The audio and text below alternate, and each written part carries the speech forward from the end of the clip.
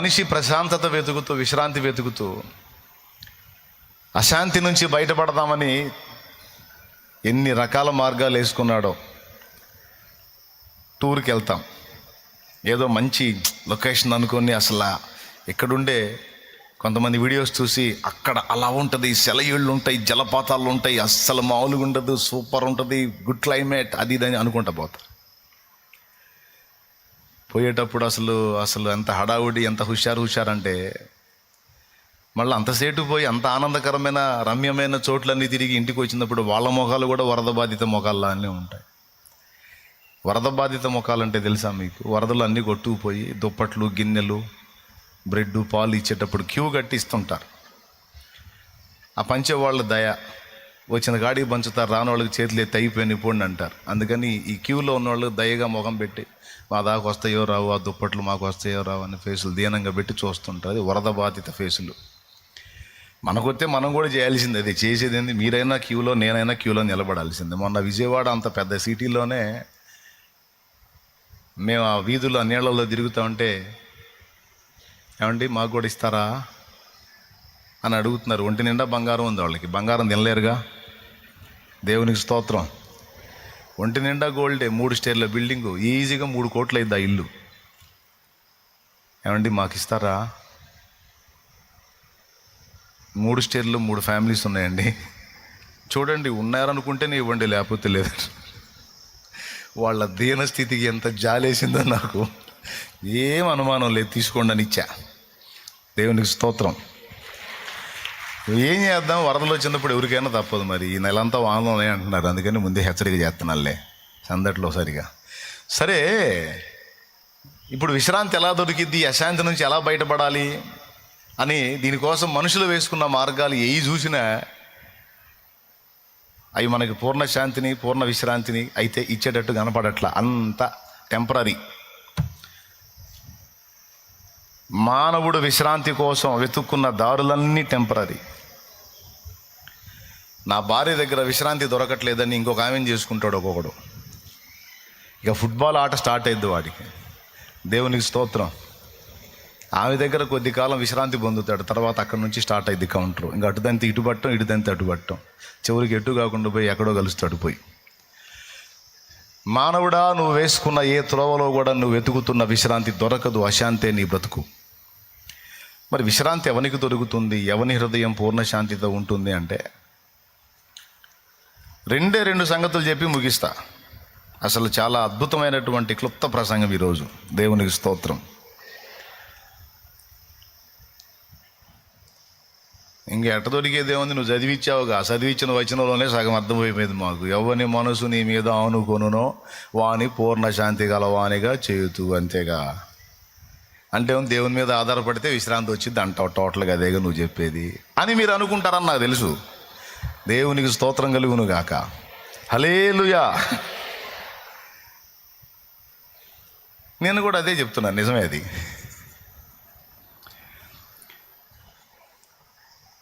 మనుషుల్ని భూమి మీద సృష్టించిన దేవుడు మనిషి మనుగడ కావలసిన అన్నీ ఇచ్చాడు. తినటానికి తిండి, తాగటానికి నీరు, ఉండటానికి నివాసం, ఋతువులు మార్పిడి. వర్షాకాలంలో వర్షాలు పంపిస్తాడు, చలికాలంలో మంచు పంపిస్తాడు, వేసవికాలంలో ఎండగొట్టేటట్టు చేస్తాడు. త్రికాలాలు, 3 కాలాలకు సరిపోయినటువంటి క్లైమేట్ ఇస్తున్నాడు. మనిషి ఆహ్లాదానికి పశుపక్షాదులను ఇచ్చాడు. అన్నీ ఏర్పాటు చేశాడు. మానవుడు సౌకర్యవంతంగా బ్రతకడానికి కావలసిన వనరులన్నీ దేవుడు సృష్టించాడు. జాగ్రత్తగా వినండి, ఇంకా మ్యాటర్లోకి వెళ్తున్నాను నేను. అన్నీ ఏర్పాటు చేసిన దేవుడు ఇవన్నీ అనుభవించుట ద్వారా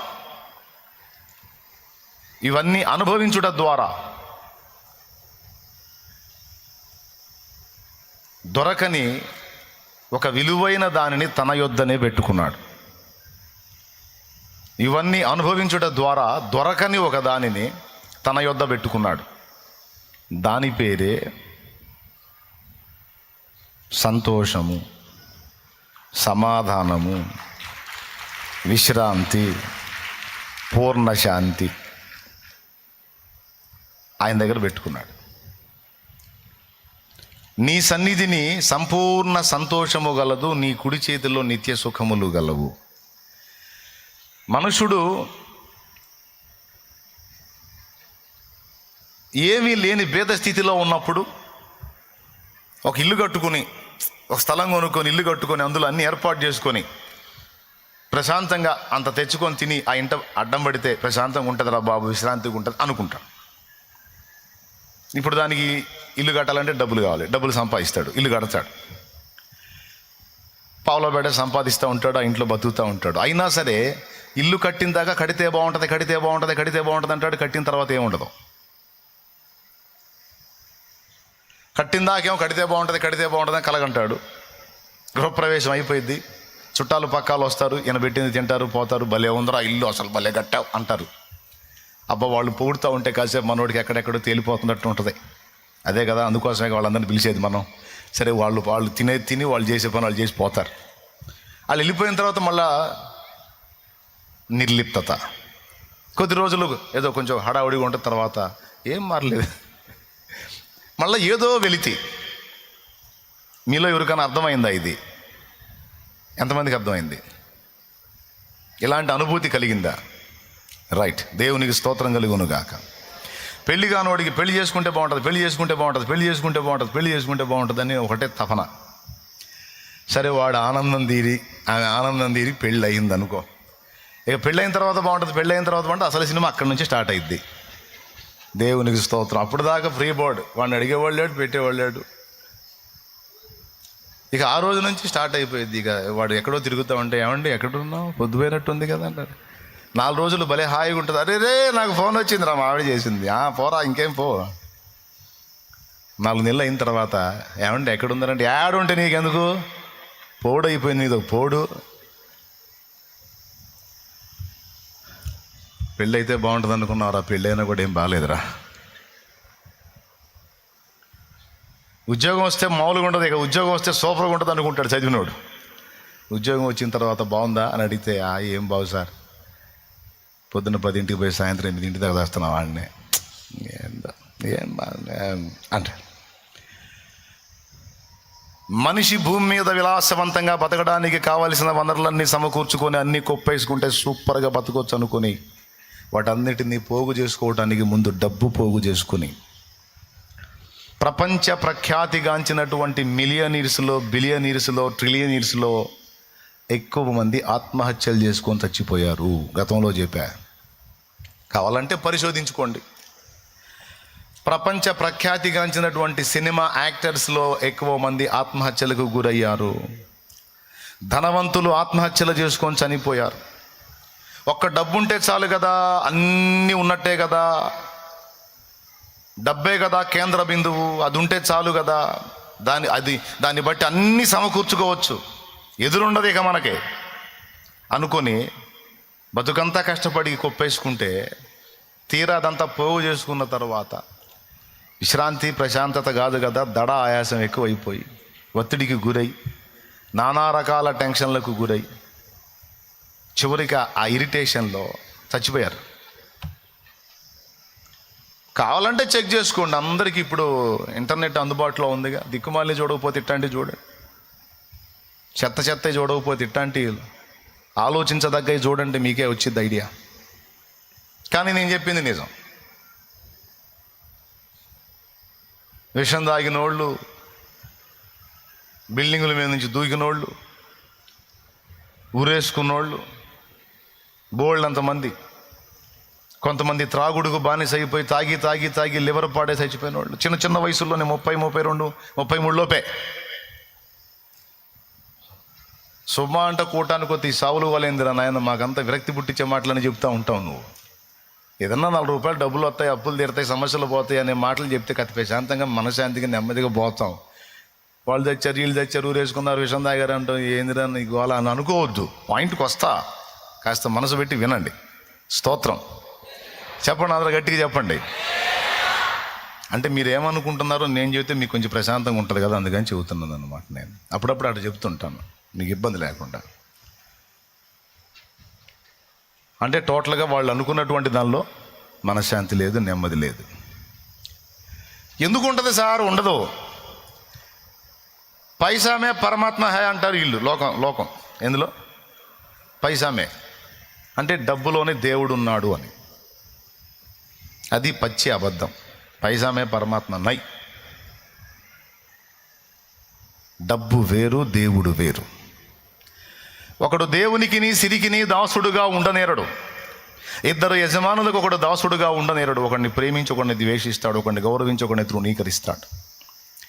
మీరు దేవునికిని సిరికిని దాసులుగా ఉండనేరడు అంటే దేవుడు వేరు, సిరి వేరు అని కదా. ఉంటే దేవుని కన్నా, లేకపోతే సిరి కన్నా. డబ్బే కేంద్ర బిందువు అనుకుంటావా, సరే దానికే దాసుడు అయిపో. ఈ భూ సంబంధమైన భోగాలు నీకు డబ్బు ఇచ్చిద్దేమో కానీ డబ్బు దేవుడిని తెచ్చి నీకు ఇవ్వలేదు. కానీ దేవుడు ఒక్కడు చాలు నాకని దేవునికి కనెక్ట్ అయ్యావా? దేవుడు నీకు రెండు ఇవ్వగలడు. ఒకటి, నువ్వు అనుకుంటున్నటువంటి ఏ ధనం ఏది నీకు అవసరత ఉందో దాని అంతటిని తీసుకొచ్చి నీ కాళ్ళ దగ్గర పెట్టగలడు. అంతేకాదు, నువ్వు వెతుకుతున్న విశ్రాంతిని, మనశ్శాంతిని, ప్రశాంతతను, ఆదరణను, ఆనందాన్ని ఆయన ఇవ్వగలడు. సిరి చాలు, సిరి చాలు, సిరి చాలు, సిరి చాలు, డబ్బు చాలు, డబ్బు చాలు, డబ్బు చాలు, డబ్బు చాలు అని కేవలం అదే కేంద్ర బిందువుగా చేసుకొని బ్రతికేవానికి డబ్బు రావచ్చు. డబ్బు ద్వారా అనేక వనరులు, బిల్డింగు, అందులో కావలసిన ఐటమ్స్ అన్నీ నీకు రావచ్చు. కానీ దేవుని గుప్పెట్లో ఉన్నాయి మాత్రం డబ్బు నీకు తెచ్చి ఇవ్వలేదు. ఇది పచ్చి నిజం. దేవుని గుప్పెట్లు ఏమున్నాయి? నీ సన్నిధిని సంపూర్ణ సంతోషము కలదు, నీ కుడి చేతిలో నిత్య సుఖములు కలవు. అంటే మానవుని యొక్క ఆత్మ, ప్రాణము, హృదయము వెతుకుతున్న విశ్రాంతి భూ సంబంధమైన వస్తు సామాగ్రిలో ఎందులో లేదు. అది దేవుని గుప్పెట్లో ఉంది. అది దేవుడు మనకు అనుగ్రహిస్తేనే దక్కుతుంది. ఆయన ఇవ్వనిది మానవుడు ఏది కూడా పొందలేడు. ఇది దేవుడు నాకు నేర్పిన పాఠం. ఈరోజు ఇక్కడ కూర్చున్న పరిశుద్ధులారా, దేవుని పిల్లలారా, భక్తిపరులారా, ఆత్మీయులారా, నా తండ్రి కుడి చేతుల్లో ఉన్నటువంటి ఆ సంతోషము, ఆ నిత్య సుఖములు, ఆ విశ్రాంతి, ఆ ప్రశాంతత మీకును నా తండ్రి దయచేయునుగాక. ఆ కృప మీకు కూడా దొరుకునుగాక నేను మనస్ఫూర్తిగా కోరుకుంటున్నాను. చెప్పండి, అది దేవుడు ఇచ్చేదా లేకపోతే డబ్బు ఇచ్చేదా? ఒకవేళ డబ్బు ఇచ్చేదైతే వాళ్ళు ఎందుకు ప్రాణాలు తీసుకున్నారు? నిద్ర పట్టక మద్యానికి ఎందుకు బానిస అయ్యారు? నిద్ర పట్టక నిద్ర మాత్రలు మింగే పరిస్థితి ఎందుకు వచ్చింది వాళ్ళకి? డబ్బుంటే చాలుగా. కానీ సాధ్యపడిందా? అంటే డబ్బులో అందనిది ఏదో వాళ్ళకి అర్థమైంది. అది పొందటం ఎలాగో వాళ్ళకి అర్థం కాలేదు. ఎందుకంటే ఎన్నిసార్లు దేవుడి గురించి చెప్పబోయినా టైం లేదని సర్దుకున్నారు. బిజీ, దేవుడికి టైం ఇవ్వలేనంత బిజీ. కాసేపన్నా దేవుడి గురించి ఆలోచించలేనంత బిజీ. టైం లేదు. ఆదివారం కూడా టైం లేదు. నాది బిజీ షెడ్యూల్ సార్. ఎంతసేపు బిజీ అయి కొప్పేసి చివరికి ఏముంది ఎవరా? చివరికి నువ్వు అన్వేషించకపోతే దేవుడు దొరకడు. ఎందుకంటే ఎన్నోసార్లు దేవుడు నీ తలుపు తట్టాడు, నువ్వు తీయలేదు. ఇక నువ్వు తలుపు తట్టబోయేటప్పుడు నీ టైం అయిపోతుంది. అందుకే నేను చెప్తున్నా, నువ్వు ఎంత బిజీ షెడ్యూల్లో ఉన్నా రోజులో కొంత సమయం నువ్వు ఒంటరిగా సింగిల్గా కూర్చొని నీ సృష్టికర్తను స్మరణ చేసుకోవటం అనేది నీకెంతైనా దీవెన, ఎంతైనా మేలు, ఎంతైనా క్షేమం, ఎంతైనా ఆరోగ్యం. రోజులో కనీసం 1 గంట, 24 గంటలు మింగేయి, తినేసేయి. కానీ 1 గంట దేవునికి కేటాయించు. కూర్చో, సింగిల్గా కూర్చో. నువ్వు కాస్త దేవుడి గురించి ఆలోచించు. నేను అనేవాడిని ఉనికిలోకి వచ్చింది ఆయన వల్ల, నా మనుగడ సాగుతుంది ఆయన వల్ల. యాత్ర ముగిస్తే నేను వెళ్ళాల్సింది ఆయన దగ్గరికి. కాబట్టి ఇది కనీసం ఈ గంట నేను దేవునికి కేటాయించి కాసేపు దేవుడి గురించి ఆలోచిస్తాను అనుకో. నువ్వు గదిలో కూర్చుంటావో, ఎక్కడ పొలంలో కూర్చుంటావో పురుషుడా, నువ్వు మిద్దె మీద కూర్చుంటావో, ఎక్కడ కూర్చుంటావో నాకు తెలియదు. కానీ ఒక రోజులో కనీసం 1 గంట సమయం సింగిల్గా నువ్వు దేవుడు జస్ట్ సృష్టికర్తను స్మరణ చేసుకోవటానికి అంతే. దేవునికి స్తోత్రం. అలా కేటాయిస్తే ఎంత బాగుండు. కానీ ప్రజలకు అంత టైం లేదు. ఎక్కడా మరి బిజీ, అందరూ బిజీ బిజీ జీవితాలు. ఈరోజు మీరు ఆయనకు సమయం ఇచ్చి వచ్చి ఇక్కడ కూర్చున్నారు. మీకు పని పాటలు ఉన్నాయి, మీకు బిజీ షెడ్యూల్స్ ఉన్నాయి, అన్నీ పక్కన పెట్టారు. ఎంతైనా దేవుడు కంటే ఎక్కువ కాదు, నాకు దేవుడు ముఖ్యం అనుకున్నావు, నాకు దేవుడే ప్రధానం అనుకున్నావు, వచ్చావు కూర్చున్నావు, 4 మాటలు దేవుని మాటలు వింటున్నావు. ఇవి నిన్ను బలపరుస్తాయి, ప్రోత్సహిస్తాయి, మళ్ళీ దేవుని వైపుకు నీ హృదయాన్ని ఎత్తుకునేటట్టు చేస్తాయి, నీ హృదయాన్ని. అందుకే చెప్తున్నాను, మనుషుడా, నువ్వు వెతుకుతున్న విశ్రాంతి, పూర్ణ శాంతి, ప్రశాంతత, సంతోషం అవి దేవుని యొద్దనే ఉన్నాయి, దేవుని యొద్దనే ఉన్నాయి. తల్లి ఒడికి దూరమైన పసిపాప ఎన్ని వస్తువులు ఇచ్చినా నెమ్మది పొందదు. ఆడుకునే బొమ్మలివ్వు, కడుపు నిండా తిండి పెట్టు, ఏమన్నా ఇవ్వు, ఆ పాప ఏడుస్తానే ఉంటుంది. ఇవేవి ఇవ్వకపోయినా అమ్మ ఒడికి దాన్ని కానీ చేర్చగలిగితే, ఆ పసిబిడ్డని, ఆ చిట్టిదాన్ని తన తల్లి ఒడికి చేర్చగలిగితే, తల్లి ఒడికి చేరిన పసిపాప అప్పుడు స్వాంతన పొందుతుంది. నీ బొమ్మలు, తిండి, వస్తువులు ఏవి ఇవ్వలేని సంతోషం అమ్మ కౌగిట్లో ఆ పసిదానికి దొరుకుతుంది. అదంతే. ప్రతి తల్లి ఎరిగిన సత్యం ఇది. అట్లాగా దేవుడు మనకు అమ్మ నాన్న కంటే కూడా ఎక్కువ. ఆయన రెక్కల కిందికి చేరినప్పుడే మనకు విశ్రాంతి. దాన్ని ఇక్కడ చెప్పాడు. ఇది మొదటి సంగతి. 2 చెప్తానన్నా. మొదటిది ఏమిటి? మనుషుడు వెతుకుతున్నటువంటి విశ్రాంతి, ప్రశాంతత, సంతోషము, మనశ్శాంతి, ఇవన్నీ దొరికే స్థలం ఒక్కటే ఉంది, అది దేవుని సన్నిధి. దేవుని సన్నిధి, దేవుని సన్నిధి, దేవుని సన్నిధి, దేవుని సన్నిధి. అందుకే రాజ్యాన్ని ఏలిన రాజైన దావీదు, యెహోవా యొద్ద నేను ఒక వరం అడిగి తిని దాన్ని పొందవలెనని నేను ఎంతో కోరుచున్నాను అన్నాడు ఒక కీర్తనలో. ఏ కీర్తన చూపిస్తా? 27వ కీర్తన ఒకసారి తీసుకోండి. 4వ వచనం చదువుతున్నాడు, వినండి. చదువు నాయన. యెహోవా యొద్ద ఒక వరము అడిగి తిని దానిని నేను వెదకుచున్నాను, యెహోవా ప్రసన్నతను చూచుటకును ఆయన ఆలయములో ధ్యానించుటకును. వాళ్ళని ఒక్కసారి ఆ రెఫరెన్స్ తీనినానా మీరు తీయండి. 27:4 కీర్తన, 27వ కీర్తన 4వ వచనం ఒక్కసారి చూడండి నాన్నది. యెహోవా యొద్ద ఒక వరము అడిగి తిని దానిని నేను వెదకుచున్నాను, యెహోవా ప్రసన్నతను చూచుటకును ఆయన ఆలయములో ధ్యానించుటకును నా జీవితకాలమంతయు నేను యెహోవా మందిరములో నివసింపగోరుచున్నాను. అబ్బా, నా జీవితకాలమంతా నేను యెహోవా మందిరంలో నివసింపగోరుచున్నాను. దేవుని మందిరములో అంత చోటు దక్కటం అనేది అందరికీ సాధ్యమయ్యే పని కాదు. దేవుని సన్నిధిలో ఎవరికైనా అంత స్థానం దక్కితే వాళ్ళకి విలువ అర్థమై సావదు. కొంతమంది సోదోళ్ళు ఉంటారు, దేవుని సన్నిధిలో అంత స్థలం దొరికితే చాలురా అని దావీదు అంతటి రాజే అడుగుతున్నాడు. దేవుని మందిరంలో అంత స్థానం చిక్కటం ఎంత విలువైనదో కొంతమంది నిద్రమోహం వాళ్ళకి అర్థం కాదు. దాన్ని కాలితో తన్నినట్టు పోగొట్టుకుంటారు. విలువలు ఎరగని వాళ్ళు, దాన్ని విలువనెరిగిన వాళ్ళు దావీదు వలె గోజాడతారు. దేవుని మందిరంలో నాకంత చోటు దొరికితే చాలని. యెహోవా యొద్ద ఒక వరం అడిగి తిని అది నేను పొందవలెనని నేను ఎంతో ఆశించుచున్నాను. ఏమిటయా ఆ వరం? ఇప్పటికే 12 మంది భార్యలు ఉన్నారు, ఇంకో 12 మందిని కోరతావా? ఏం కోరుతావు? ఏమిటి ఆ వరం అంటే? నాకేం వద్దు సార్, రాజ్యాలు వద్దు, సింహాసనాలు వద్దు, 12 మంది భార్యలు వద్దు, నాకు ఇల్లు వద్దు, సంసారం వద్దు, నాకేం వద్దు సార్. మరేం కావాలి? ఆయన సన్నిధి కావాలి నాకు. అందుకే ఆ పాట పాడుకుంది.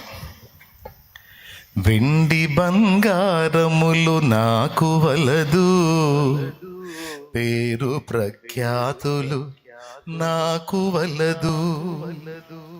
వెండి బంగారములు నాకు వలదు, పేరు ప్రఖ్యాతులు నాకు వలదు. ఇహ భోగ భాగ్యాలు నాకు వలదు, ఇహ భోగ భాగ్యాలు నాకు వలదు, సిరి సంపదల ఆశ నాకు లేదు, సిరి సంపదల ఆశ నాకు లేదు, నీ పాద సన్నిధే నాకు చాలు, నీ పాద సన్నిధే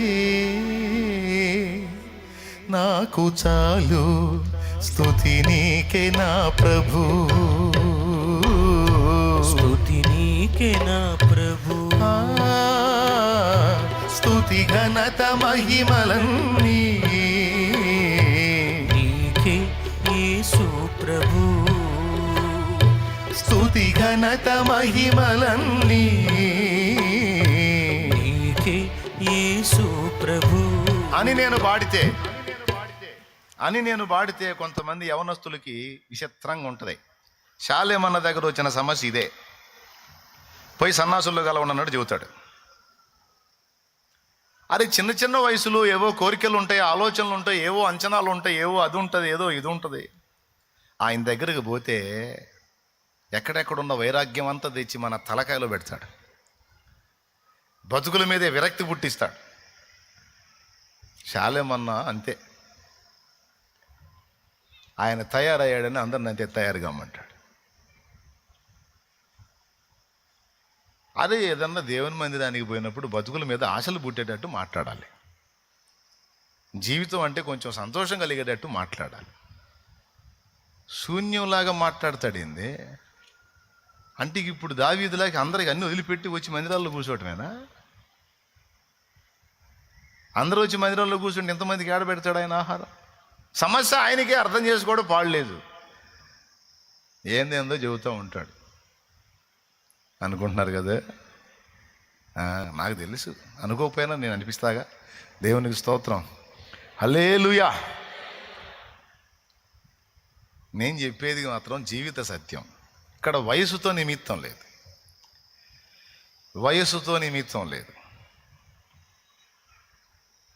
ఎందుకంటే లోకములో ఉన్న వాటిని అన్నిటినీ దాదాపు అనుభవించినటువంటి ఒక మహాజ్ఞాని ఒక బంగారం లాంటి మాట చెప్పాడు. ఏంటో తెలుసా?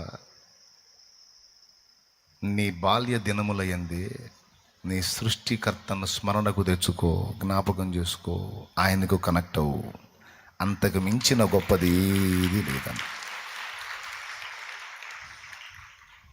ఏ దినాల్లో స్మరణకు తెచ్చుకోమన్నాడా? ఇందాక నేను పాడిన లాంటి పాటలు ఎవరు పాడాలంటే అన్నీ సరుకు అయిపోయిన ముసలోళ్ళు పాడాలి అనుకుంటారు సహజంగా. సరుకంతా అయిపోయి కూర్చుంటే లేవలేక, లేస్తే కూర్చోలేక ఆ మంచంలో కూర్చొని వెండి బంగారములు నాకు వలదు అంటే సరుకు అయిపోయిన వాళ్ళు పాడితే బాగుంటుంది. అసలు జీవితం ఇప్పుడే స్టార్ట్ అయితే వెండి బంగారాలు వద్దేంది? దేవుడు చిత్తం అయితే అవన్నీ కావాలి అని మనం ఎదురు చూస్తుంటే ఏవి నాకు వద్దంటే ఆయన ఈకుండా ఎగ్గొడితే పొరపాటును కూడా నేను బాండు అనుకుంటారు కొంతమంది. వెర్రిమొహమా, అసలు రహస్యం అక్కడే ఉంది. దేవుణ్ణొక్కడిని పక్కన పెట్టి, వినండి, దేవుణ్ణొక్కడిని పక్కన పెట్టి జీవితంలో ఏది పొందుకొని ఏది సంతోషంగా అనుభవిద్దామని వెంపర్లాడతారో మనుషులు, వాటిని వేటిని కూడా నిజంగా అనుభవించలేరు పక్క. కానీ దేవుణ్ణొక్కడిని కలిగి ఉంటే దేవుడు భూమి మీద మానవుడి ఆనందమయమైన జీవితానికి సిద్ధపరిచినవన్నీ అందుబాటులోకి తెస్తాడు, అందులో ఉన్న ఆనందాన్ని అనుభవంలోకి తెస్తాడు, ఆ నెమ్మదిని ఇవ్వగలుగుతాడు. నేను చెప్తున్నా, నిజంగా లైఫ్ని ఎంజాయ్ చేసేవాళ్ళు ఎవరైనా ఉన్నారు అంటే సరిగ్గా దేవునికి కనెక్ట్ అయిన వాళ్ళే ఎంజాయ్ చేస్తారు పక్క. నిజంగా జీవితాన్ని ఆనందంగా అనుభవించే వాళ్ళు ఎవరైనా ఉన్నారు అంటే దేవునికి సరిగ్గా కనెక్ట్ అయిన వాళ్ళే అందులో ఉన్న మాధుర్యాన్ని ప్రాక్టికల్గా అనుభవించగలుగుతారు. ఎందుకంటే దాన్ని అనుభవంలో తీసుకొచ్చి అందులో ఉన్న ఆనందాన్ని మనకు అనుభవంలోకి తీసుకొచ్చేది దేవుడే.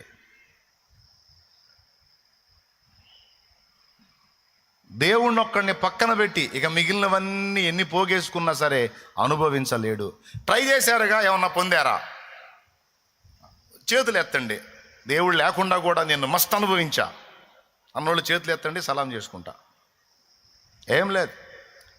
ఇప్పుడు దేవుళ్ళలోకి వచ్చి మారు మనసు పొంది రక్షణ పొంది దేవుని మార్గంలో బతుకుతున్న తర్వాత ఇల్లు, సంసారం, కుటుంబం, బాధ్యతలు, పద్ధతి, 4 రూపాయల సంపాదన, ఒక క్రమం, ఒక విధానం వచ్చిందా రాలేదా? అప్పుడు బాగుందా, ఇప్పుడు బాగుందా? ఎంతమంది ఒప్పుకుంటారు? మళ్ళీ అప్పుడు హద్దు లేదు, అదుపు లేదు, ఇష్టం వచ్చిన టూరేగాం, కానీ ఏం మిగల్లా. కానీ ఈరోజు హద్దులో ఉన్నాం, అదుపులో ఉన్నాం, క్రమంలో ఉన్నాం, క్రమశిక్షణలో ఉన్నాం. కానీ జీవితంలో గతంలో మిస్ అయినవి చాలా ఈరోజు మనం అనుభవిస్తున్నాం. పక్కా కారణం దేవుడు.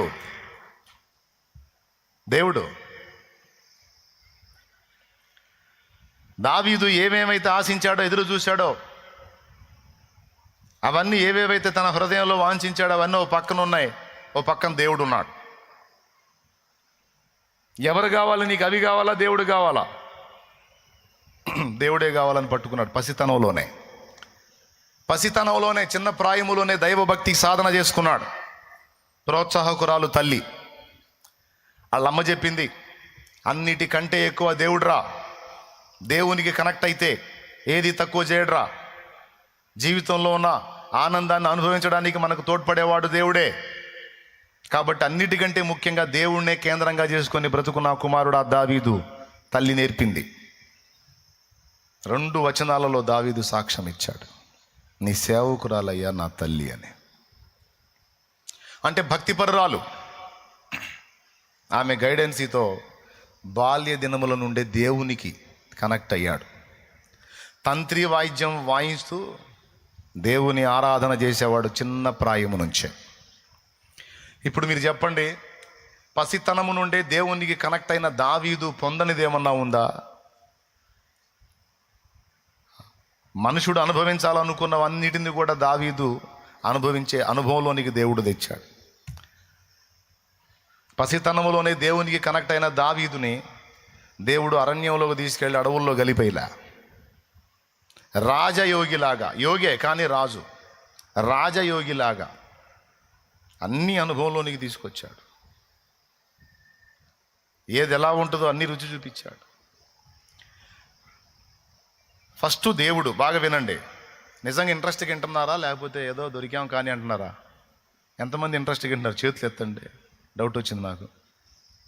దేవునికి స్తోత్రం. రైట్. ఫస్ట్ ఎవరు? దావీదుకి దేవుడు.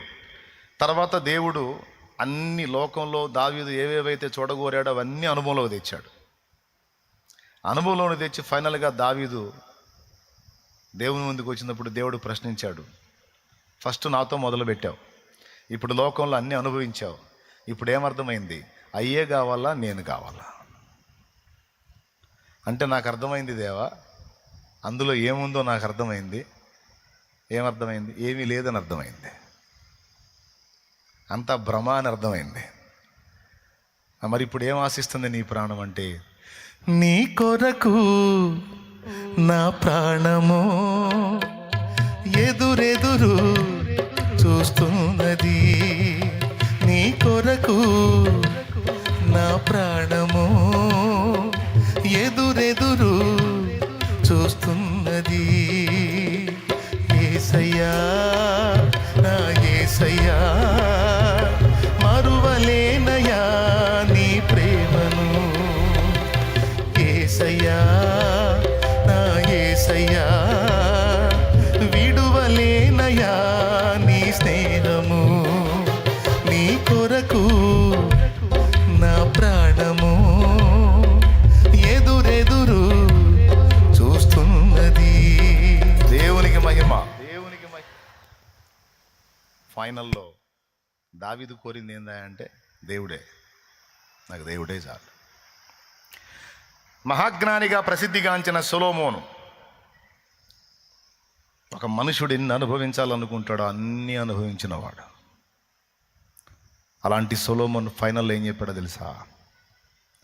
దేవుడు అనుగ్రహించిన వాటితో తృప్తి చెందటం, దేవుని యందు భయభక్తులు కలిగి బతకడం కంటే గొప్పది ఏది నాకు కనపడలేదు రబ్బాయి అన్నాడు.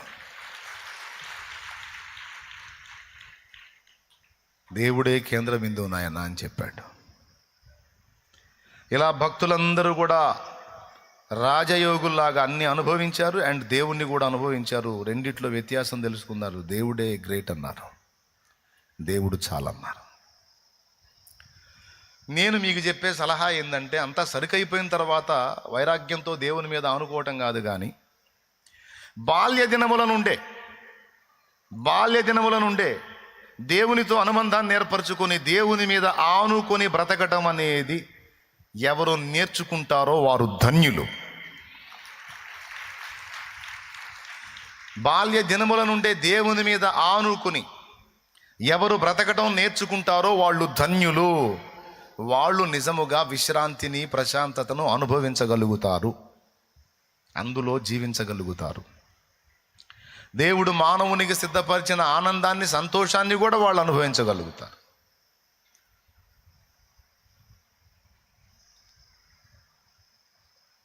ఏ వయసు నుంచి?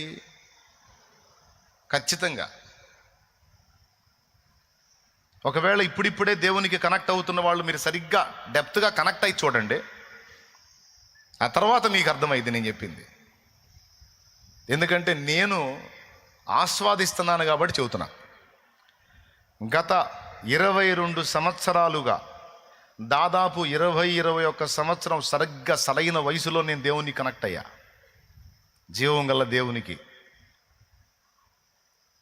దాదాపు ఇప్పుడు 22-23 సంవత్సరాలు నేను ఆయనతో సహవాసం. ఈ 22-23 సంవత్సరాల్లో నేను యథార్థంగా చెప్తున్నా, అన్ని విషయాలలో దేవుడు నాకు కృపను అనుగ్రహించి అన్ని విషయాల్లో నా సాయం చేశాడు ఆయన.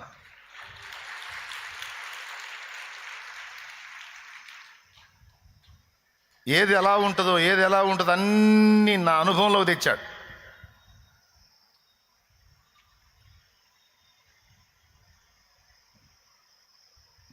ఇప్పుడు నేనేది పొందలేదు, నేనేది అనుభవించలేదు, నేనేది ఇది కాలేదు, అది అన్న ఫీలింగ్ లేదు.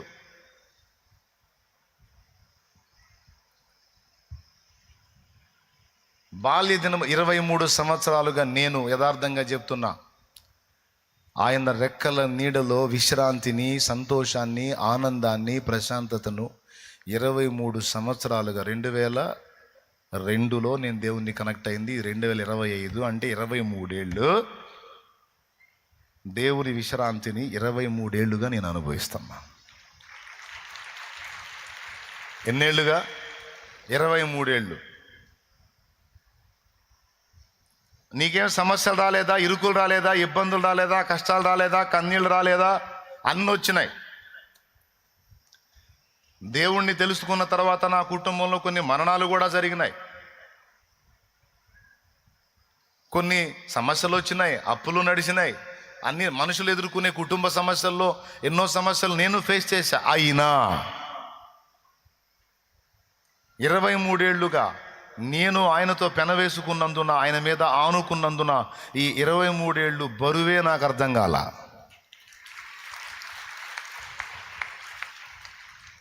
ఎందుకంటే కనీసం నా బరువును కూడా నేను మోసుకోవాలా. నా బరువును కూడా ఆయన మీదే వేశాను, మొత్తం కలిసి ఆయనే మోసాడు. ఏదొచ్చినా స్టార్టింగే నేను ఫేస్ చేసేది, తర్వాత అప్పచెప్పేది ఆయనకే. ఏదన్నా నా తలుపు తట్టని ఫస్ట్ ఎదుర్కొనేది నేను, తర్వాత సైడ్ అయ్యేది ఆయన అప్పచెప్పేది. సీన్లోకి ఆయన వస్తాడు ఇక, ఎందుకంటే ఆయన మీద ఆనుకున్నా. ఏమన్నా అర్థమవుతుందని నా శోభ? 23 ఏళ్ళుగా అంటే సరైన ప్రాయం. ఆ ప్రాయంలో దేవునికి కనెక్ట్ అవ్వడం నా అదృష్టం. అప్పటి నుంచి ఇప్పటిదాకా ఎన్ని వచ్చినా ఆ విశ్రాంతి నాలో కొనసాగుతూనే ఉంది. అది నేను చెప్పేది.